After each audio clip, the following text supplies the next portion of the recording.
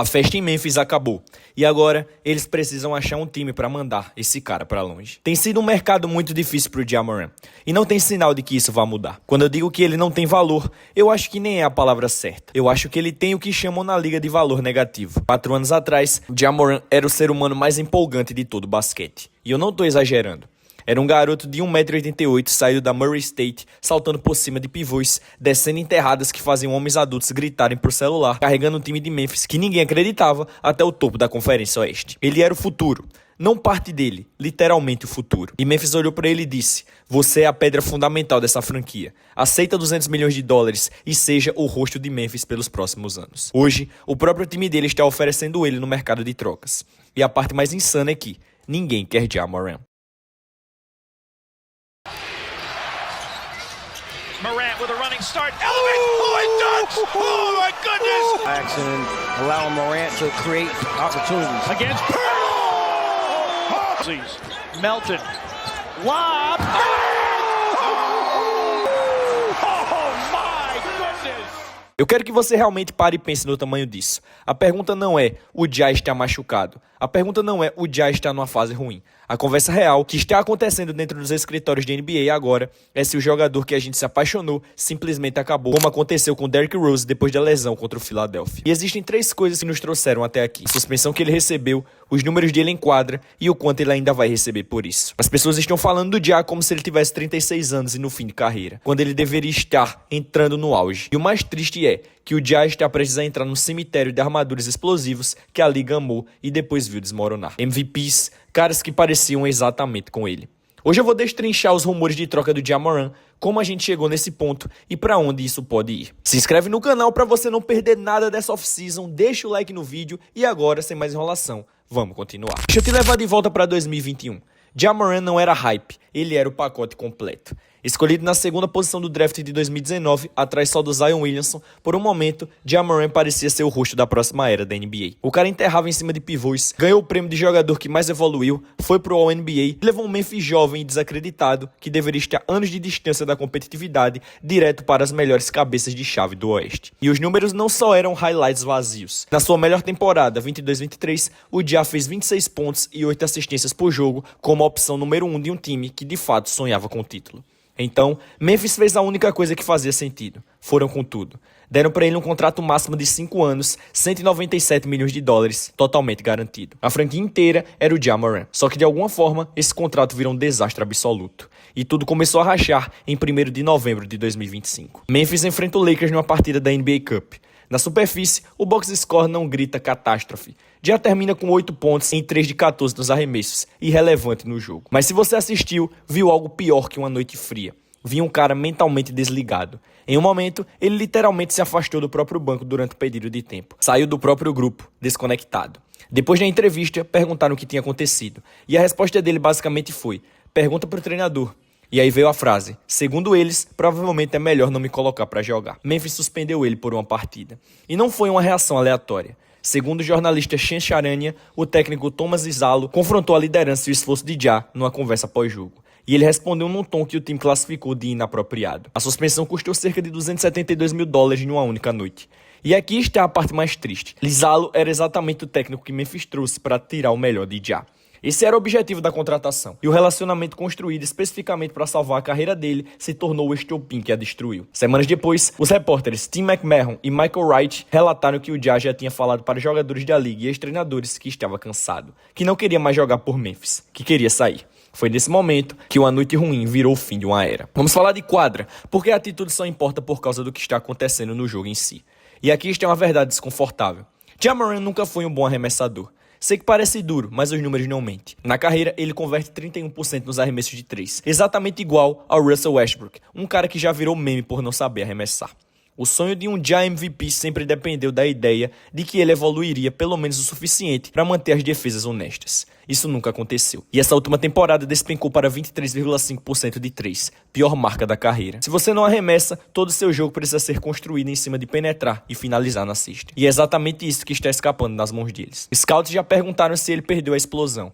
Há quanto tempo não vê o queixo na altura da cesta? E não é só impressão. Analistas já comparam a trajetória dele com a de John Wall e Derrick Rose. dois armadores explosivos, cujos corpos simplesmente não resistiram à física do próprio jogo. E o mais revelador, depois de aterrissagens cada vez mais duras, o melhor finalizador de bandeja da geração disse ao repórter Tim McMahon da ESPN: "Os meus dias de enterrada podem estar acabando. Não tô nem tentando enterrar. Vocês acham que eu tô brincando? Eu falo sério." E quando torceram contra ele por bater a bola na tabela ao invés de descer com força, respondeu: "Continue vaiando. Eu fiz os 2 pontos." Então o já sabe da própria situação e até tentou se adaptar. Mas a matemática ficou feia. Ele converteu 41% no geral essa temporada, e seu índice de eficiência caiu para 16,6.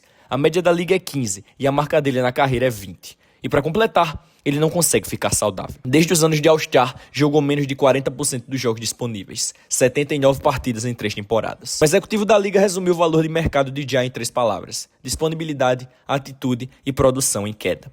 Lesão, arrogância e um jogo que encolheu. Nessa ordem. O jogo dele ficou menor, mas o ego não. E isso é antes mesmo de entrarmos no histórico do Ja. Março de 2023, um vídeo dele exibindo arma numa boate perto de Denver vaza.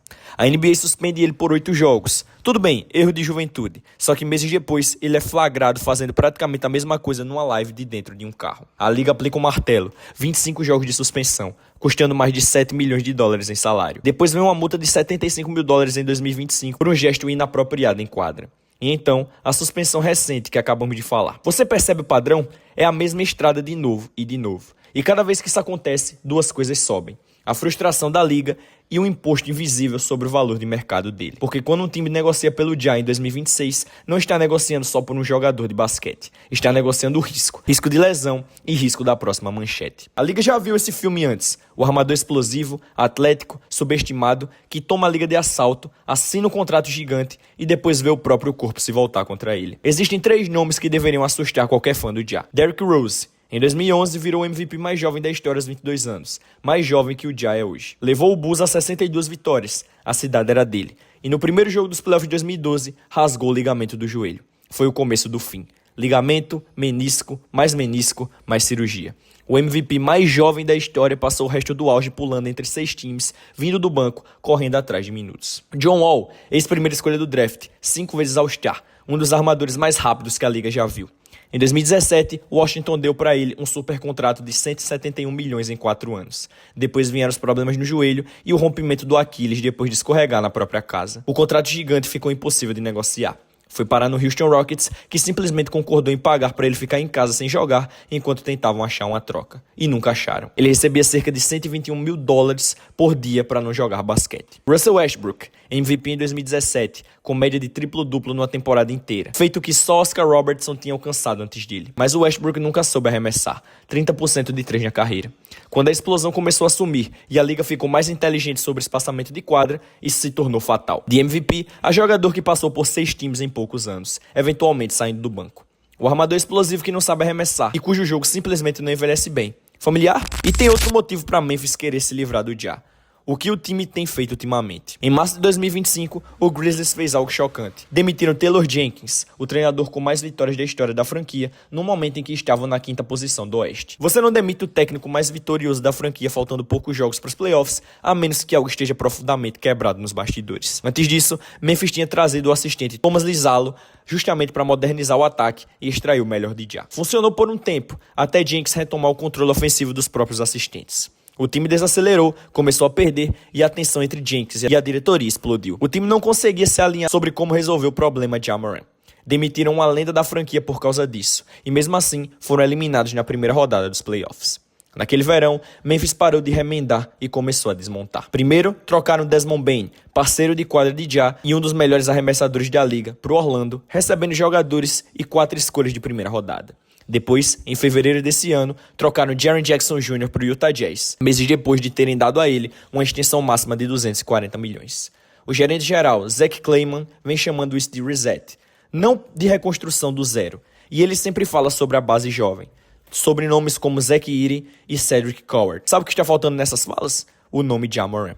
E aí está o problema real. o Ja ainda tem contrato máximo de 5 anos, garantido a receber 87 milhões de dólares nos próximos 2 anos, antes de virar agente livre em 2028. Para um jogador que disputou 79 jogos em 3 anos e converteu 41% nos arremessos, é fácil entender por que ninguém quer assumir esse risco. Na trade deadline, executivos avaliaram o valor dele tão baixo que Memphis provavelmente teria que incluir escolhas de draft próprias só para convencer algum time a aceitá-lo. Então, se Memphis está vendendo, quem está comprando? O encaixe mais óbvio é o Sacramento Kings, que carece de armadores titulares e já demonstrou interesse. Depois tem o Miami Heat, o clássico plano B, caso não consigam o Giannis Antetokounmpo nesse verão. Outra opção é o Minnesota Timberwolves. Segundo o jornalista Brian Windhorst, existe um mandato vindo diretamente de Anthony Edwards para encontrar um coadjuvante depois de 3 temporadas seguidas, terminando antes da final de conferência. E claro, não se pode descartar o Milwaukee Bucks, numa tentativa desesperada de manter o Giannis satisfeito. Mas tudo isso depende de uma única peça. Ninguém se move de fato no mercado do Ja até a situação do Giannis se resolver. Os times que ficarem fora dessa corrida são exatamente os mesmos que vão bater na porta de Memphis depois. Quando o Giannis se mover, o mercado do Ja acende em seguida. Mas agora vem a pergunta que pouca gente está fazendo. E se nenhuma troca acontecer? E se o Ja simplesmente ficar em Memphis? Porque é bom lembrar, querer trocar um jogador e conseguir trocar um jogador são duas coisas completamente diferentes. Como a gente acabou de ver, o valor de mercado do Ja está tão baixo que Memphis pode muito bem não achar uma proposta que vale a pena. Nesse caso, o cenário que ninguém quer encarar é o pior de todos: o divórcio forçado dentro de casa. Isso já tem precedente recente na liga. Foi basicamente o que aconteceu com o próprio John Wall no Houston. Um jogador insatisfeito, um contrato pesado e um time que prefere pagar por ele não jogar do que arriscar o vestiário. Se Memphis não encontrar comprador até o início da temporada, dá pra imaginar um cenário parecido. O Ja treinando separado do grupo, sentando no fim do banco ou simplesmente afastado por questões de saúde enquanto o relógio do contrato continua correndo. E tem outro caminho possível. Esse mais raro, mas não impossível: a reconciliação forçada. Memphis não consegue trocar, decide engolir o orgulho e tenta reconstruir a relação com o Ja dentro de uma estrutura nova. Talvez com o Isalo já estabelecido, talvez com um discurso público de reset de relacionamento. Já vimos isso acontecer com outras estrelas insatisfeitas que entraram na temporada com um clima tenso e, sem alternativa no mercado, voltaram a jogar bem simplesmente porque não tinham mais para onde ir. E o risco aqui é que isso dure só até a próxima crise. E pelo histórico do Ja, a próxima crise não costuma demorar. E tem um terceiro cenário, talvez o mais cruel de todos para ele: ficar, jogar e continuar perdendo valor a cada mês. Se o corpo dele continuar regredindo do jeito que regrediu essa temporada, cada jogo em quadra é mais uma chance de reforçar a tese de que ele não é mais aquele jogador. Nesse caso, Memphis não trocaria o Ja Morant em 2026, trocaria uma versão ainda mais desvalorizada dele em 2027. Quando o contrato estiver com menos tempo restante e o corpo possivelmente ainda mais desgastado. A real é que ficar em Memphis não é uma solução, é só um cenário onde o problema continua existindo, só que com as câmeras apontadas para ele todos os dias. E para um cara que já demonstrou em palavras e em atitude que não quer mais estar lá, isso pode ser o pior resultado de todos. Pior até do que ser trocado para um time ruim. E se você quer entender exatamente o que está acontecendo com a situação do Giannis, eu fiz um vídeo separado sobre isso. E é completamente insano. Então, galerinha, esse foi o vídeo de hoje. Se inscreve no canal, deixa o like e me conta aí nos comentários pra onde você acha que o Ja Morant vai parar.